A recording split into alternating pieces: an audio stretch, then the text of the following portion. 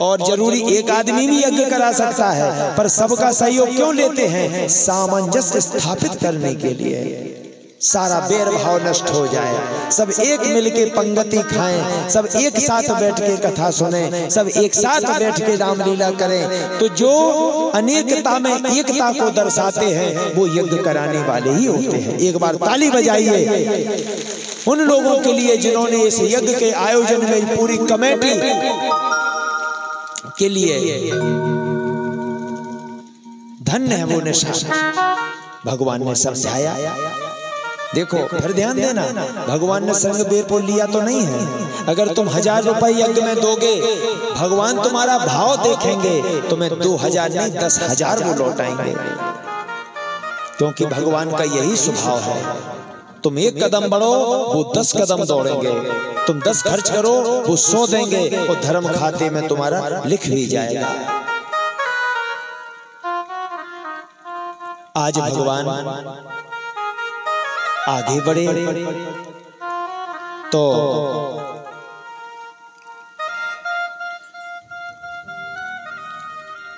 निषाद ने बारंबार प्रभु के चरणों में वंदना की, और निषाद और लक्ष्मण जी की वार्ता भी हुई।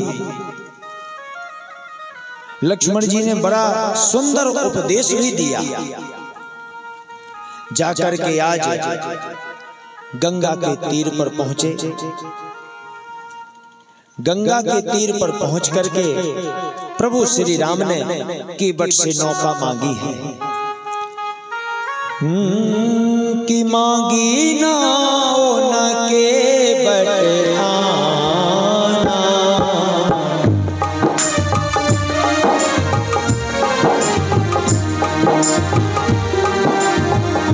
मांगी नाव न केवट आना, रही तुम्हारे मनों में जाना। जय सिया राम, जय जय सिया राम, जय सिया राम, जय जय सिया राम।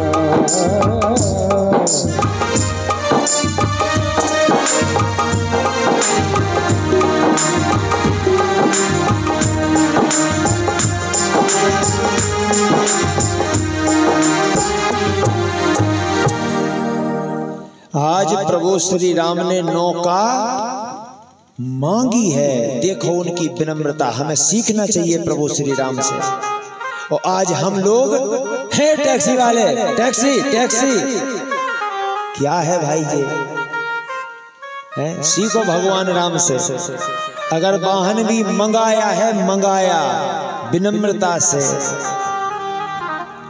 और लोग टैक्सी टैक्सी करके बैठेंगे और किराया देने पे ऐंठेंगे।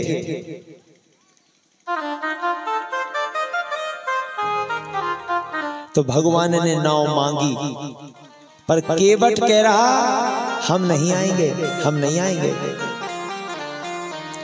भगवान राम इस घाट पे जाए, केवट उस घाट पे नाव लेके चला जाए। भगवान उस घाट पे जाए, सो केवट इस घाट पे। भगवान बोले केवट तुम कर क्या रहे हो? तुम्हारा धंधा तो इस पार से उस पार ले जाने का है। बोले बिल्कुल महाराज, उस पार ले जाने का है, पर आपको ले जाने का नहीं है। हमें क्यों नहीं ले जाओगे? क्या हम कुछ देंगे नहीं? महाराज लेंगे तो तुमसे बाद में, तब तक तो हमारी दुकान ही ठप हो जाएगी। हम अरे भैया, हम किसी की दुकान को ठप थोड़ी करते हैं। महाराज आप नहीं करते हो, पर हो जाती है। हमने कब कहा कि आप करते हो? आप नहीं करते, पर हो जाती है। बोले कैसे हो जाती है? कि छुगत सिला भई नार सुहाई,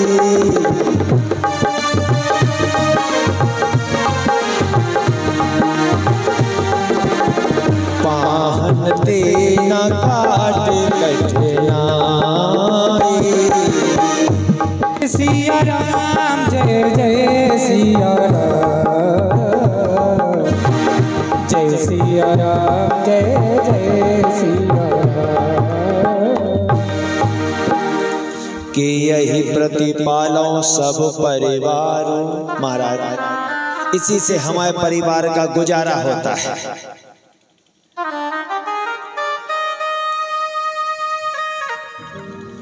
तो भगवान कहने लगे भैया तो हमें जाना तो उस पार है। अरे हमें अभी अभी पता चल गया कि आपने रास्ते में एक पत्थर को छू लिया तो वो नारी बन गई। महाराज हमारी नौका में आपके चरण लगेंगे, ये नारी बन जाएगी। एक ही घरवाली की माँ तो प्राण कड़े फिर रहे, वो फिर ये दूसरी पहुंच जाएगी और दूसरी तो पहुंचेगी सो पहुंचेगी महाराज। जैसे सिला उड़ गई नारी बन गई, हमारी नाव उड़ जाएगी नारी बन जाएगी। लोग कहेंगे नाव बेच के लुगाई कर ले आओ। सो महाराज एक समस्या और बढ़ जाएगी। प्रभु श्री राम बोले तो सुनो भैया एक काम करो, हम हाथ से पकड़ लेंगे नौका तुम्हारी, हाथ से पहले हाथ। इतने में केवट का बालक बोला पिताजी पिताजी भरोसा मत करना, उनके छूते ही काम हो जाता है। अपनी पिताजी दुकानदारी देखो, किसी के चक्कर में ना पड़ो। प्रभु श्री राम ने कहा भैया केवट पार तो हमें जाना है। केवट बोला तो एक शर्त है महाराज। बोले क्या? बोले पहले कि पद कमल धोई चढ़ाई नाओ ननाते उतराई चहो।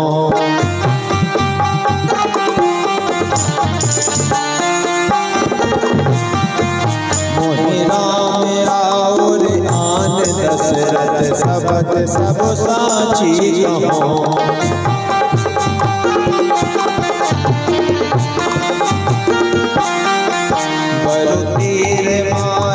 लगन पे जब लागे न पाए पखारे हो।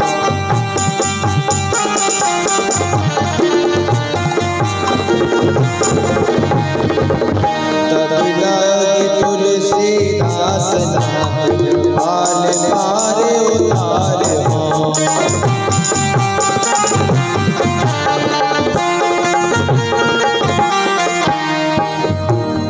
कहता है कि महाराज कि चाहे लखन लाल जी हमें तीर क्यों ना मार दें, मोहे आन दशरथ शपथ सब साची कहो। आज अपनी उधारी केवट मांग रहा है। केवट पूर्व जन्म में कछुआ था। क्षीर सागर में भगवान विष्णु जी के चरण छूने जाता था तो शेषनाग जी फुसकार मारते थे।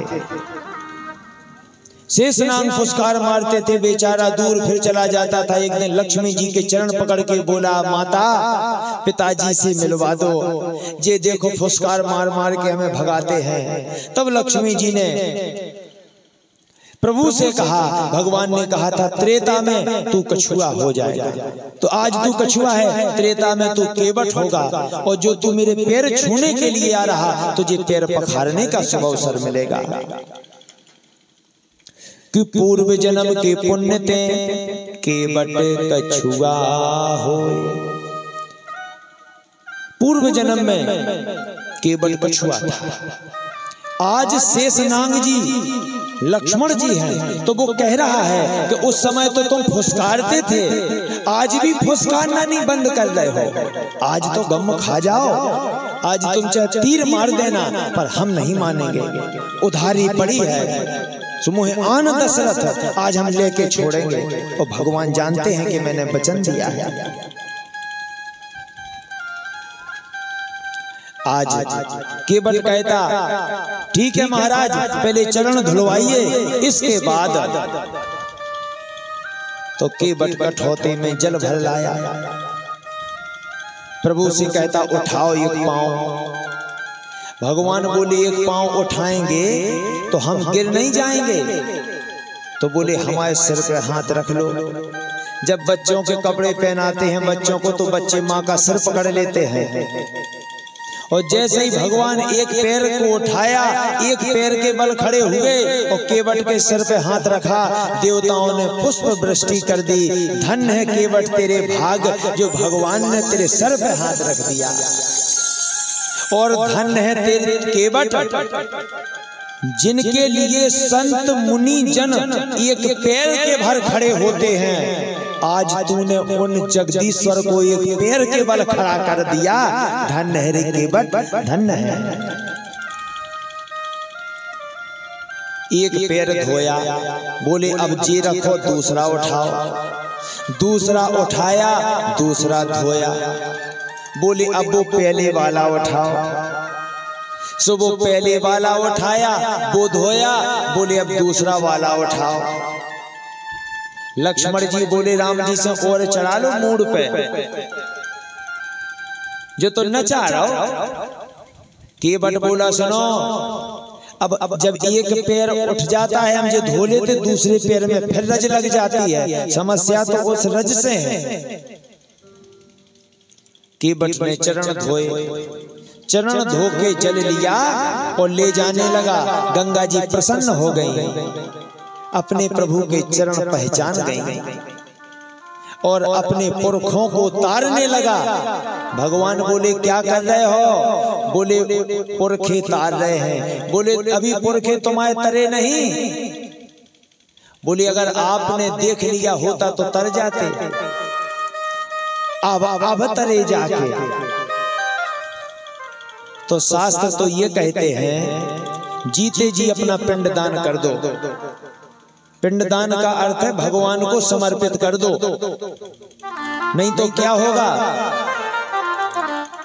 आने वाले समय में, हमें तो लगता होगा।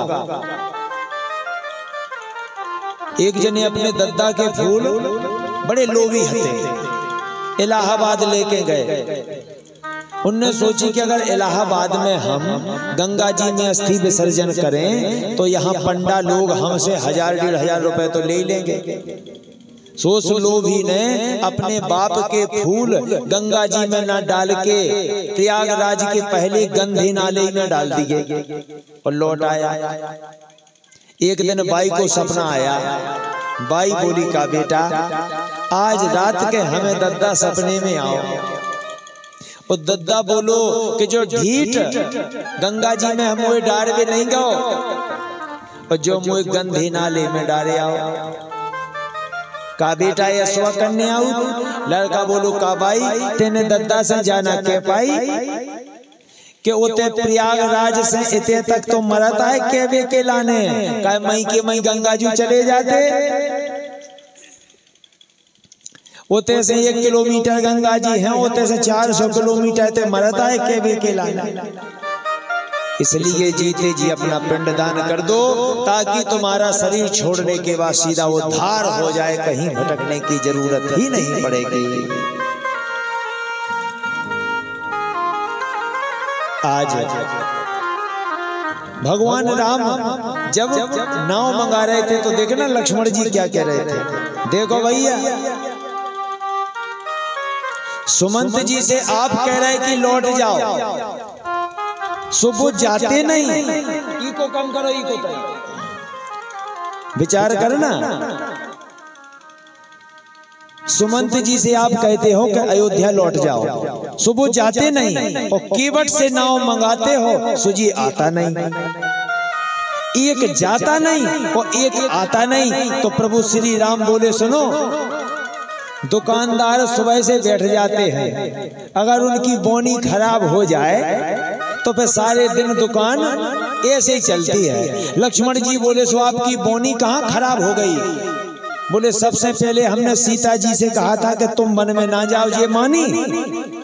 फिर हमने लक्ष्मण तुमसे कहा था तुम ना जाओ, तुम माने।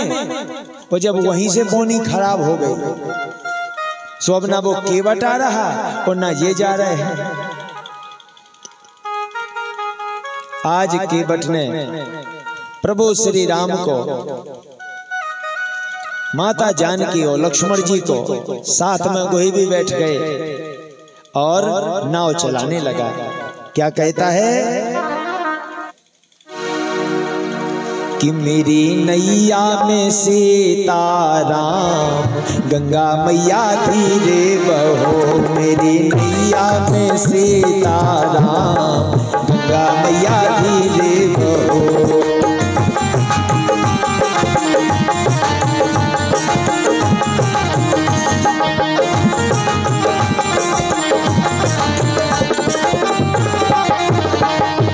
धीरे बहो धीरे बहो धीरे बहो धीरे बहो, मेरी नैया में सीताराम गंगा मैया धीरे बहो।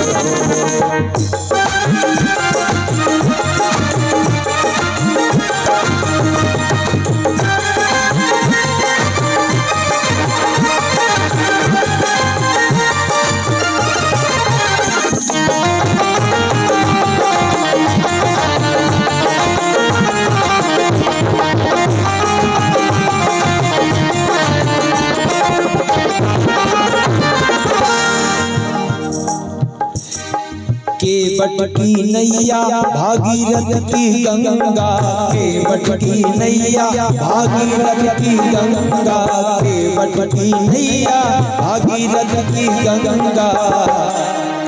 ओ राजा दशरथ के लक्ष्मण राम गंगा मैया धीरे बहो, मेरी नैया में सीताराम गंगा मैया धीरे बहो।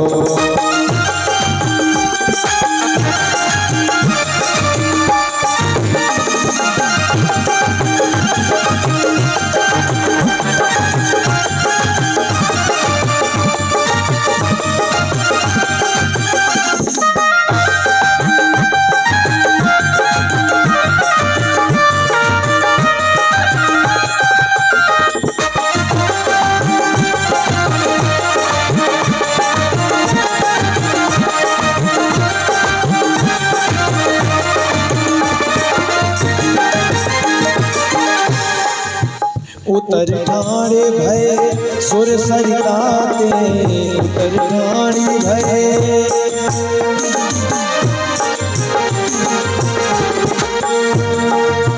हम अछूत जाति में जनों में, हम अछूत जाति में जनों में, हम अछूत जाति में जनों में। आज हो गए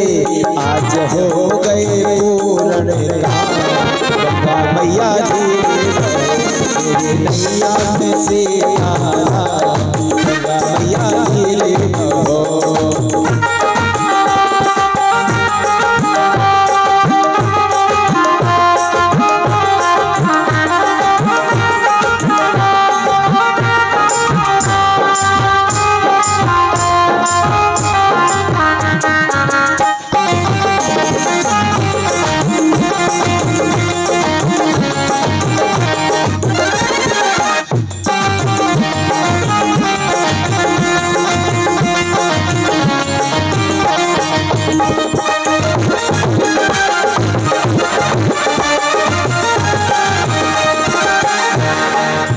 मन की पीड़ा बहुत दिनन की, मन की पीड़ा बहुत दिनन की, बहुत दिनन की प्रभु बहुत दिनन की। आज मन को बड़ा आराम गंगा मैया धीरे बहो, मेरी नैया में सीताराम गंगा मैया धीरे बहो।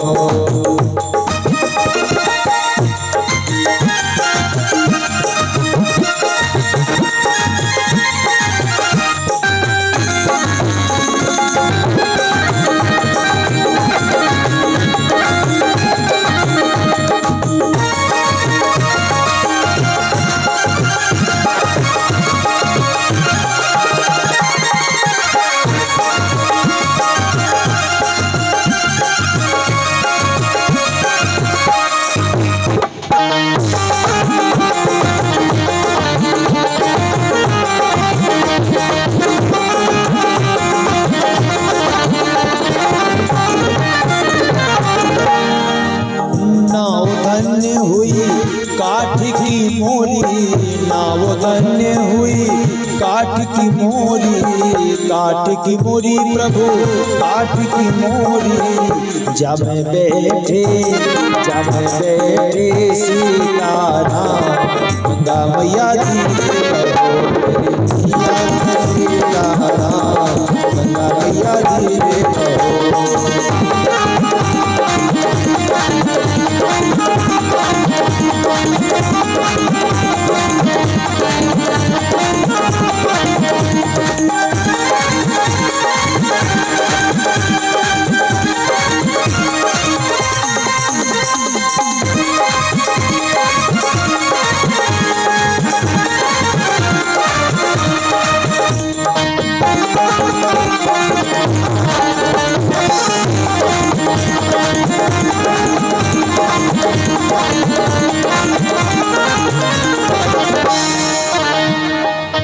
पुरखातरे कृपा प्रभु की सो, पुरखातरे कृपा प्रभु की सो। वो पहुँचे बैकुंठ धाम गंगा मैया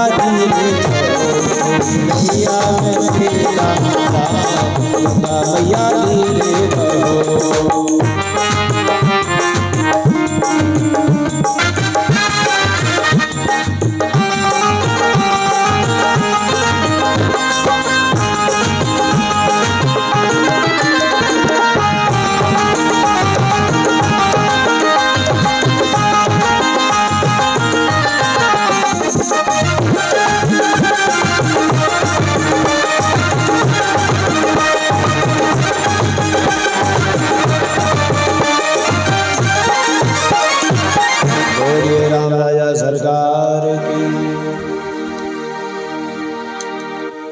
आज महाराज केवट प्रसन्न हो गया और उस पार जब नौका पहुंची तो प्रभु ने कहा केवट हम तुम्हें कुछ उतराई देना चाहेंगे। केवट बोला ना महाराज हम नहीं लेंगे। क्यों नहीं लेंगे? क्योंकि पहली बात तो ये बताओ हमने किया क्या है जो आपसे लें, और जो हमें चाहिए वो तो सभी मिल गया। मैं धन्य हो गया, मेरे पुरखा तर गए प्रभु, अब इससे बढ़ के और क्या होता है? मुझे कुछ नहीं चाहिए। अब की बार जब आओगे सो दे देना, पर अभी नहीं चाहिए। अरे बोले नहीं केवट, तूने मुझे पार किया है, मेरी नैया पार हुई है। केवट कहता है ये तो बताओ नाव किसकी प्रभु, पहले ये बताओ किसकी नाव थी? भगवान बोले नाव तुम्हारी थी। अच्छा वो मांगी किसने है? भगवान बोले हमने मांगी है। अच्छा तो फिर नौका पार किसकी हुई? भगवान बोले केवट तुम्हारी हुई। तो बोले जब हमारी नौका पार हुई तो हम आपसे पैसा क्यों लें, हमें तो और देना चाहिए कि आपने हमारी नैया पार कर दी। केवट की नैया पार हुई है। केवट कहता आपने मेरी नौका मांगी, नौका मेरी, उस पार से इस पार मेरी नौका आई है, नैया तो मेरी पार हुई है प्रभु, पैसा किस बात का लें? पहली बात। दूसरी बात, आपके चरण धोए किसने? जनक जी ने। आपके चरण पखारे जनक जी ने। आपके चरण पखारे ब्रह्मा जी ने। और चरण मैंने भी पखारे, क्योंकि चरण ससुर ही पखारता है दमाद के। तो महाराज जनक जी ने आपके पैर पखारे, तो आपके मेड़े का वो पानी नहीं पीते हैं, तो हमने आपके चरण पखारे, अब हम आपसे कैसे ले? राम जी बोले एक काम करो जानकी, तुम अपनी मुद्री दो जो कौशल्या जी ने दी है। केवट हाथ जोड़ के रोने लगा महाराज इतने पाप में मत डालिए, जब मैंने आपको दामाद बनाया है तो ये हमारी बिटिया है, और ऐसा कौन पिता होगा जो बिटिया का धन खाए? अब ये भी देखो, आज अगर हम तुम बन गए होते तो केवट से नौका लेके उस पार गए होते, और केवट को कुछ देने की बारी आई होती और पत्नी से तुम मांगते कि 2 अंगूठी दे दें, तो पत्नी क्या कहती? अपनों तो सब छोड़े आए, कछुआ ही नहीं लो, अब हमारे बाप ने दई अंगूठी से ले लो तुम्हारी भर जाए। ये होती बात। अंगूठी देती है, कभी कभी मांगना तुम अपनी पत्नी से कोई सामान ऐसा तो देंगी, पर ऐसे ही देंगी, लियो जय धरे थे 500 सो ले जा। तो जानकी जी जब राम जी बोले हमारे हाथ में तो कुछ है ही नहीं, जानकी जी बोली कौन कहता है आपके हाथ में नहीं है? उस हाथ में नहीं तो इस हाथ में है। राम जी बोले तुम्हारा हाथ मेरा हाथ कब से बन गया? जानकी जी बोली जब से हमारे पिता ने हमारा हाथ तुम्हारे हाथ में रखा तब से। इस प्रकार हम और आपको ये शिक्षा ग्रहण करना चाहिए, अगर पति पे कोई भी आपत्ति आए तो आपको अपने मायके का आपको सब कुछ अपने पति के लिए निछावर कर देना चाहिए और कहना चाहिए पति से चिंता मत करो, तुम्हारे हाथ नहीं है तो हमारे हाथ तो है, ये हाथ भी तो तुम्हारा है, तब प्रेम बढ़ता है। सूटकेस में धरे पैसा तारो लगाए, पति देव मोहल्ला में मांगत फिर रहे, पर तुम अरे मजाल है कि दे दो। और अगर पति के सही बताओ तुम अगर कछु अपनी आगे के धरेगा, सही तो बताओ तुम हंस रही, हम ना कहां से आए।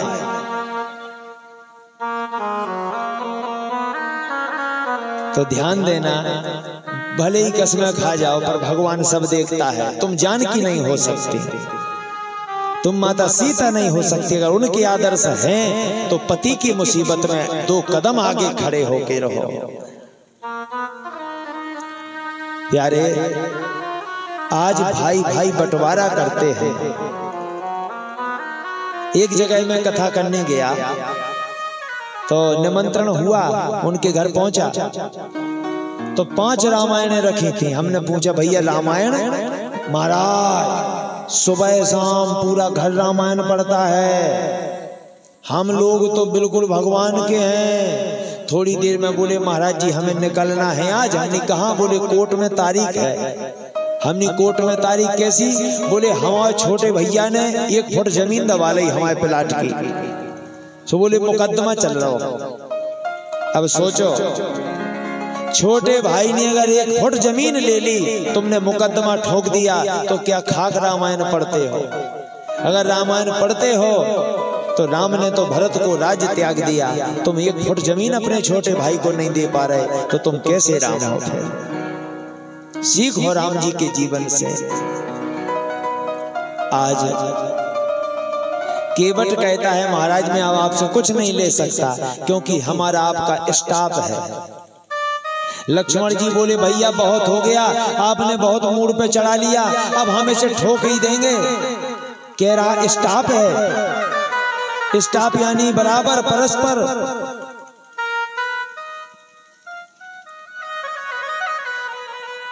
कहता नाई से ना नाई लेत, धोबी से ना धोबी लेत।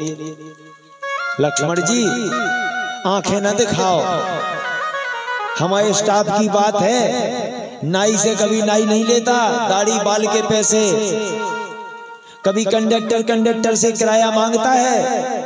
उसी प्रकार हमारा और इनका स्टाफ है। बोले कैसे? केवट कहता है कि अगर देना है महाराज कि अपने कोरणी समझते हो, हे प्रभु यदि अपने कोरणी समझते हो तो ऋण तुम वही चुका देना कि मैंने है तुमको पार किया, कि मैंने है तुमको पार किया, तुम मुझको पार लगा देना। मैंने है तुमको पार किया, तुम मुझको पार लगा देना।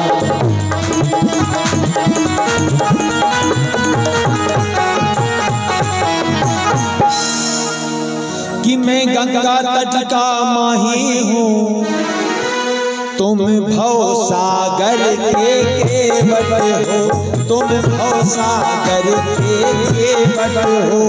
मैं इस भव सरिता के तीर में हूँ, तुम उस सरिता के घाट में हो।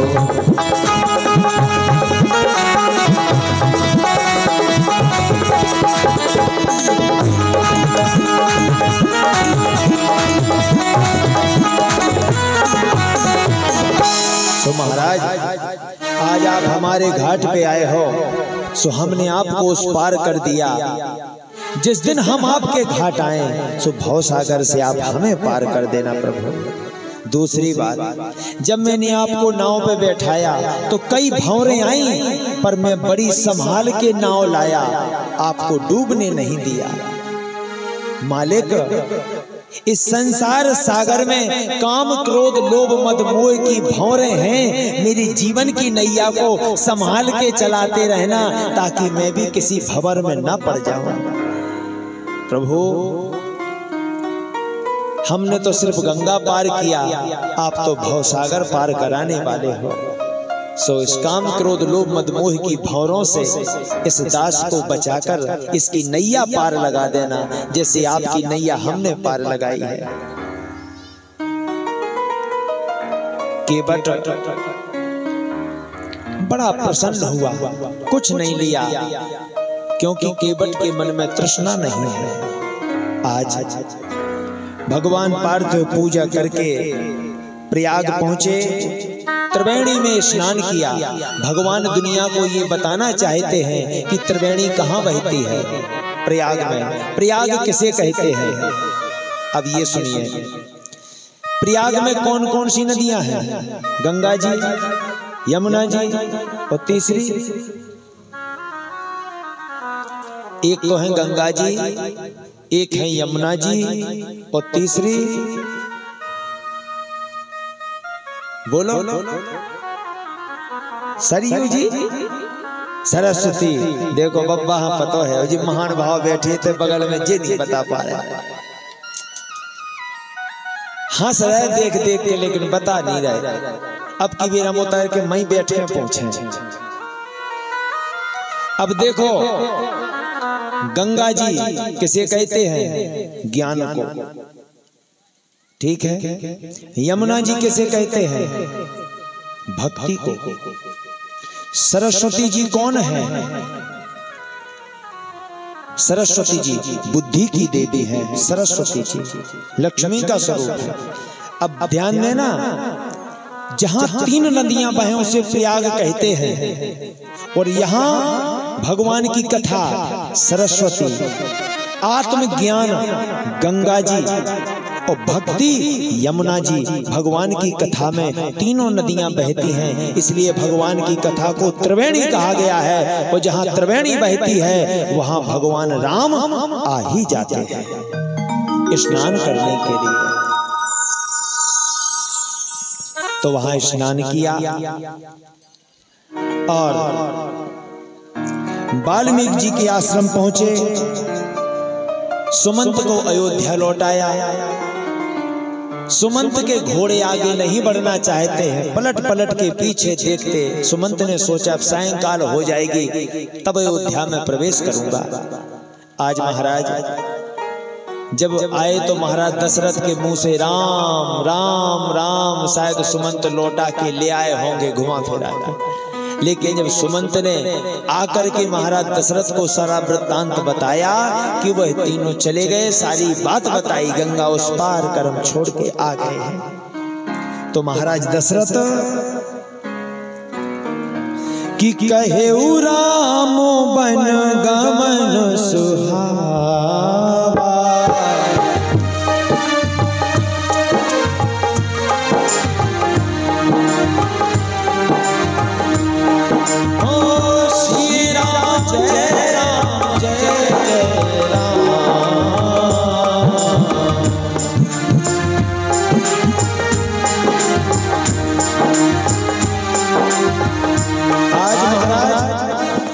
दशरथ जी ने जब देख लिया कि मेरा बेटा लौट के नहीं आया, तू राम राम कही राम कही राम राम कही राम और तनु पर हरि रघुबर बिरहे राउ गयो सुरधाम। महाराज दशरथ जी ने अपने प्राण तज दिए।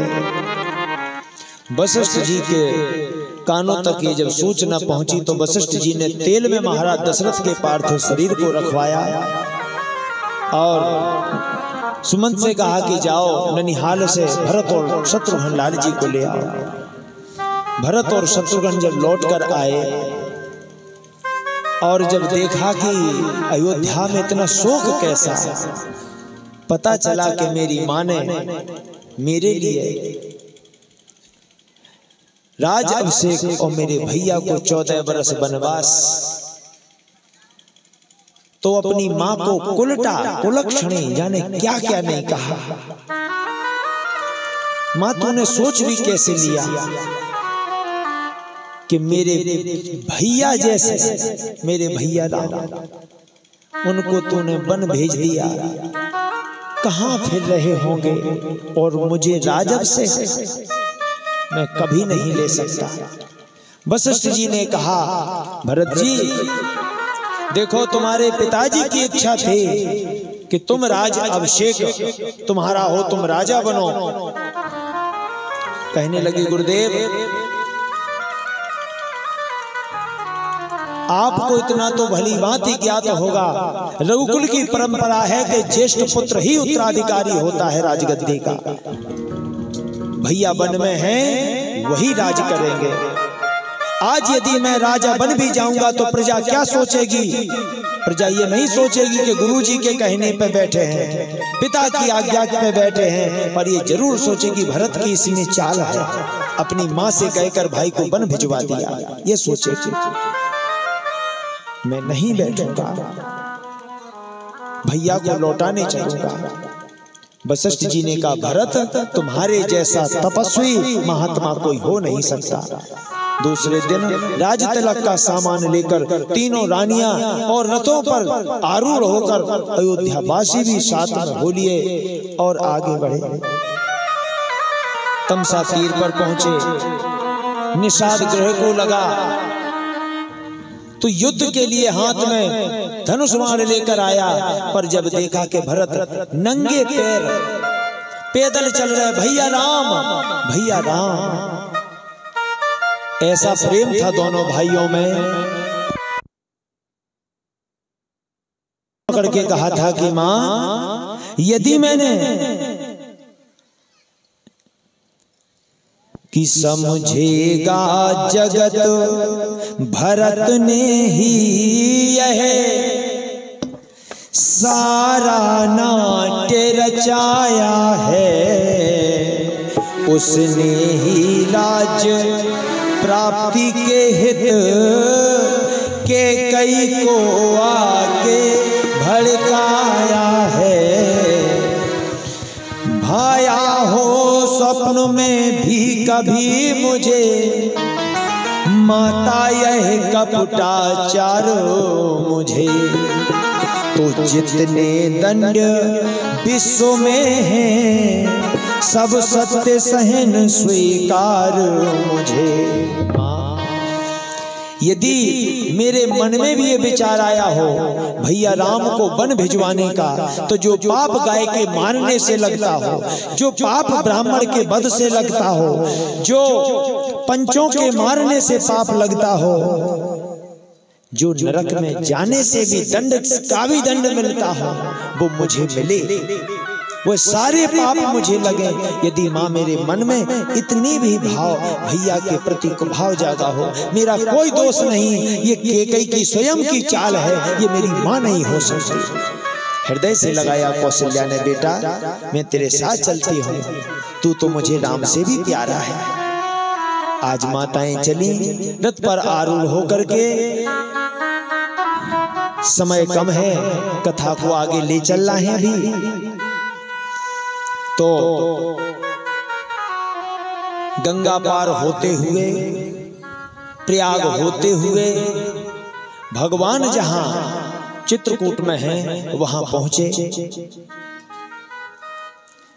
सर्वप्रथम प्रभु श्री राम ने माता कैकेयी को प्रणाम किया। ये कथा ये संकेत देती है कि अगर तुम्हारे परिवार के तुम्हें विवाह में नहीं पूछते हैं तो तुम जरूर पूछो। अगर तुम पूछोगे तो तुम राम के आदर्श पे चलते हो, भगवान की कृपा तुम्हारे ऊपर होगी। अन्यथा जैसे के साथ तुम भी तैसे बन जाओगे। भगवान राम ने पहले कैकेयी के चरण छुए ताकि मां कैकेयी का संताप ना हो, इसे हीन भावना ना हो कि मैंने ऐसा किया है। धन्य है मेरे प्रभु श्री राम। कोई मन में भाव नहीं, क्योंकि भगवान जानते हैं बन जाने हतो कैकेयी का दोष लगाने हैं। तो ये तो भगवान की लीला है। कोई तुम्हारे साथ कुछ भी करे उसे दोष मत देना। जैसे अभी रामलीला में प्रभु श्री राम रावण का वध कर देंगे, समझना। तो ये किसकी इच्छा है? रामलीला के मालिक की। रामलीला का मालिक कह दे कि आज रावण वध करेगा राम का, क्योंकि पैसा तो हमें देना है, पैसा तो हमें देना है भाई। लेकिन रामलीला के मालिक का खेल आगे चल के कोई नहीं बांधेगा। ये लीला फिल्म पिटेगी रामलीला के मालिक की, रावण और राम का कुछ नहीं जाएगा। एक बार की बात है, एक जगह रामलीला हो रही थी, तो राम जो बने थे वही रामलीला के मालिक थे और रावण